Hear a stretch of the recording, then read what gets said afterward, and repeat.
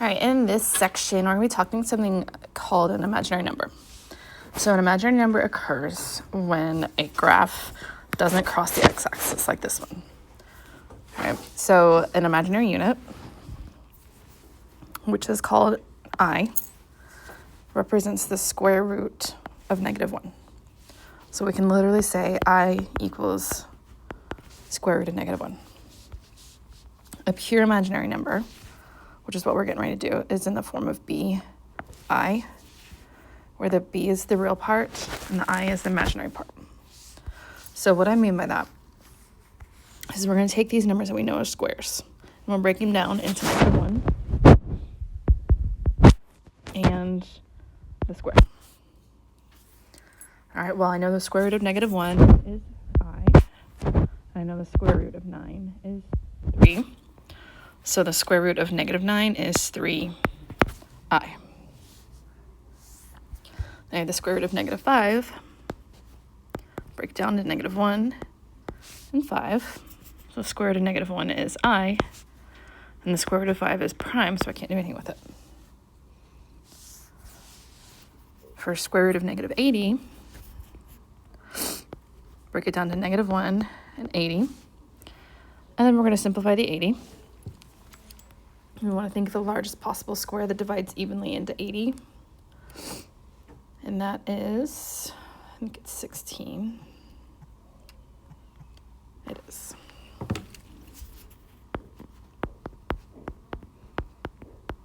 And the square root of -1 is I. The square root of 16 is 4. And that 5 is going to stay underneath. So the square root of -80 simplifies to 4i root 5. All right, the square root of -196, break it up. -1 and 196. So anything that's larger than 100, I want to check to see if it's a square because I don't know them as well. And 196 is a square. The square root is 14. So the square root of -1 is your I. The square root of 196 is 14. So I get 14i. -32, do the same thing. 32's largest square is 16. The square root of -1 is I. The square root of 16 is 4. And the 2 is going to stay underneath to simplify to 4i root 2. And our last one, break it up, -1 and positive 192. And I don't know what square that is. Let's find out.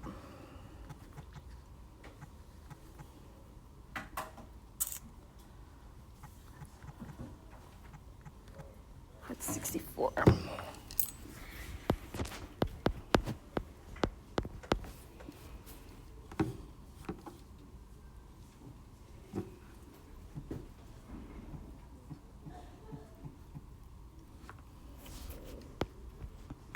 The square root of -1 is I.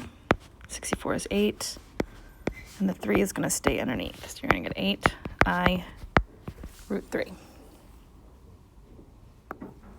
All right, now we did imaginary numbers. We've done multiplication, we've done imaginaries. Now we're going to do them together.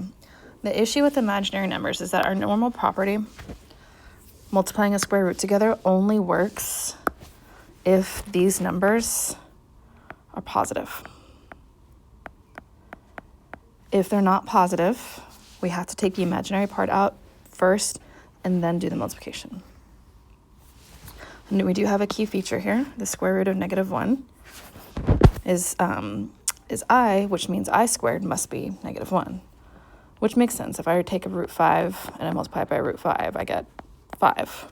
So if I multiply square root of -1 by the square root of -1, I get -1. So for example 7, we're going to take the I out.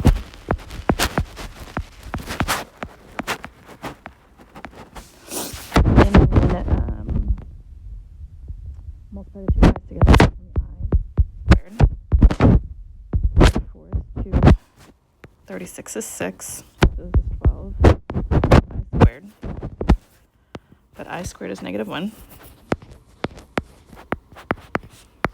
So this reduces to -12. Do the same thing on this one. Take your I out first.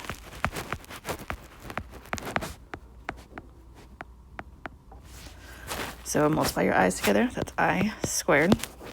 Square root 25 is 5. 49 is 7. We get 35. I squared. I squared is negative 1.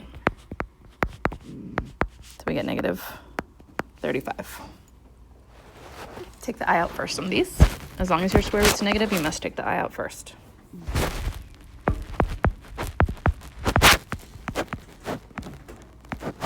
So multiply the two i's together. That's I squared. And 18 and 10 aren't squares, so I'm going to go ahead and just multiply them together. That's 180. And the largest square that divides into 180 is 36. All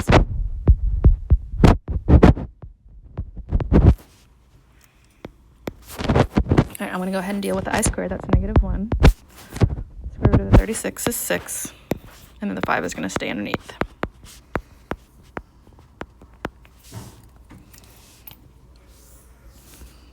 All right, now up here,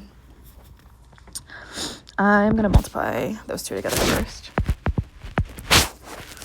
And then I'm going to take the I out.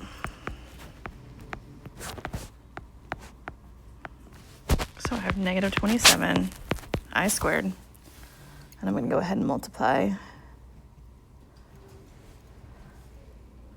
Oops, that's not what I want. 63 times 7.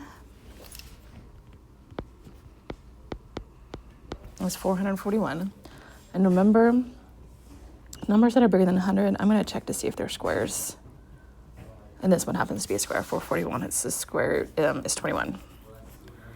So negative 27, I squared is negative 1. The square root of 441 is 21.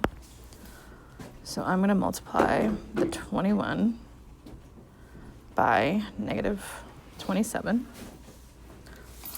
And then multiply by negative 1. So it's going to be positive, give me that, 567.